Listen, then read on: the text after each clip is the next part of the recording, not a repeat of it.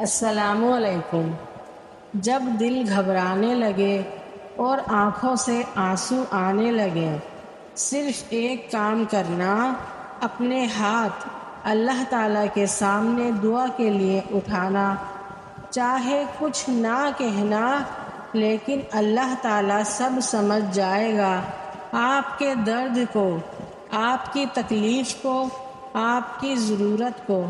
انما اشکو بثی وحزنی الی اللہ، میں تو اپنی پریشانی اور غم کی فریاد اللہ تعالیٰ کے سوا کسی سے نہیں کرتا۔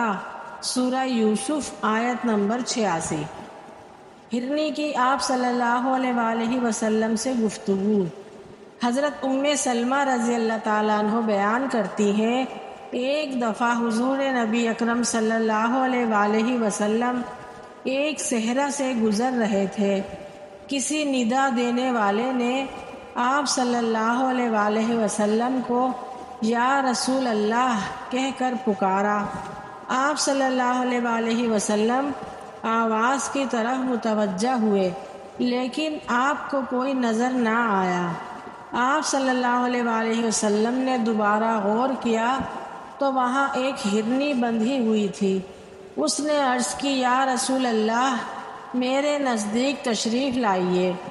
بس آپ صلی اللہ علیہ وآلہ وسلم اس کے قریب ہو گئے اور اس سے پوچھا، تمہاری کیا حاجت ہے؟ اس نے عرض کیا کہ اس پہاڑ میں میرے 2 چھوٹے چھوٹے بچے ہیں، بس آپ مجھے آزاد کر دیجئے، میں جا کر انہیں دودھ پلا سکوں، پھر میں واپس لوٹ آؤں گی۔ تو آپ نے پوچھا، کیا تم ایسا ہی کرو گی؟ اس نے کہا، اگر میں ایسا نہ کروں تو اللہ تعالیٰ مجھے سخت عذاب دے۔ بس آپ صلی اللہ علیہ وآلہ وسلم نے اسے آزاد کر دیا۔ وہ گئی، اپنے بچوں کو دودھ پلایا اور پھر لوٹ آئی۔ آپ صلی اللہ علیہ وآلہ وسلم نے اسے دوبارہ باندھ دیا۔ پھر اچانک وہ اعرابی جس نے اس اونٹنی کو باندھ رکھا تھا متوجہ ہوا اور اس نے عرض کیا، یا رسول اللہ، میں آپ کی کوئی خدمت کر سکتا ہوں؟ تو آپ صلی اللہ علیہ وآلہ وسلم نے فرمایا، اس ہرنی کو آزاد کر دو۔ پس اس اعرابی نے فوراً اسے آزاد کر دیا۔ وہ ہرنی وہاں سے دوڑتی ہوئی نکلی اور یہ کہتی جا رہی تھی، میں گواہی دیتی ہوں اللہ کے سوا کوئی عبادت کے لائق نہیں، اور آپ صلی اللہ علیہ وآلہ وسلم اللہ تعالیٰ کے رسول ہیں۔ سبحان اللہ۔ حضور صلی اللہ علیہ وآلہ وسلم کی جدائی پر بے جان کھجور کا تنا بھی رو پڑا۔ حضور صلی اللہ علیہ وآلہ وسلم جب خطبہ ارشاد فرماتے تھے تو کھجور کے ایک تنے سے ٹیک لگا لیتے تھے جو مسجد کے ستونوں میں سے تھا۔ پھر جب حضور صلی اللہ علیہ وآلہ وسلم کے لیے ممبر بنا دیا گیا تو آپ اس پر جلوہ گر ہوئے، تو جس تنے کے پاس آپ خطبہ پڑھتے تھے وہ رونے لگا، قریب تھا کہ وہ پھٹ جاتا۔ حضور صلی اللہ علیہ وآلہ وسلم ممبر سے اترے اور کھجور کے تنے کو پکڑ لیا، اپنے سینہ مبارک سے چمٹا لیا تو وہ سسکیاں بھرنے لگا حتیٰ کہ خاموش ہو گیا۔ مشکوٰۃ شریف اور بخاری شریف کی حدیث ہے یہ۔ ذکر کرنے والوں کی صحبت۔ حضرت عبداللہ بن مسعود رضی اللہ تعالیٰ عنہ فرماتے ہیں، کثرت سے اللہ تعالیٰ کا ذکر کیا کرو اور صرف اس شخص کی صحبت اختیار کرو جو اللہ کا ذکر کرنے میں تمہارا معاون اور مددگار ہو۔ اللہ تعالیٰ فرماتے ہیں، نہ تو تیرے رب نے تجھے چھوڑا ہے نہ وہ بیزار ہو گیا۔ اللہ تعالیٰ ہی تمہارا پہلا سہارا تھا اور اللہ ہی تمہارا آخری سہارا ہے۔ تم کتنے ہی گنہگار کیوں نہ ہو، کتنے ہی نافرمان کیوں نہ ہو، جب بھی تم اسے پکارو گے وہ تمہیں جواب دے گا۔